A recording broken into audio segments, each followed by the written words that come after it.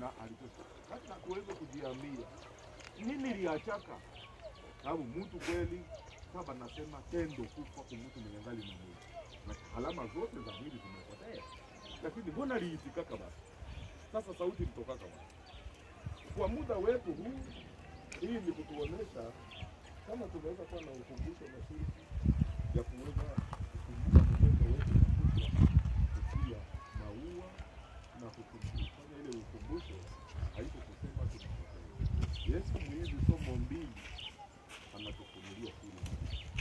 Tunasema siri ya kwanza, kweli alikuwa na alipotea kwa mwili, lakini nafsi na roho yake na uwezo wa Kristo ingali linashiriki.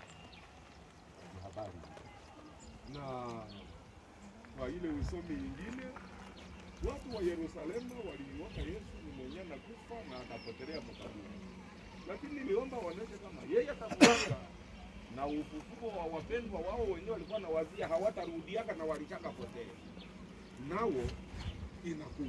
Na ndio maana alitoshaga watu makaburi waje watembee, lakini sababu hata Lazaro ukisoma sura ya 12, huyu Lazaro japokuwa Yesu alimfufua hakubakia Mafarisayo na watu wengine ya madini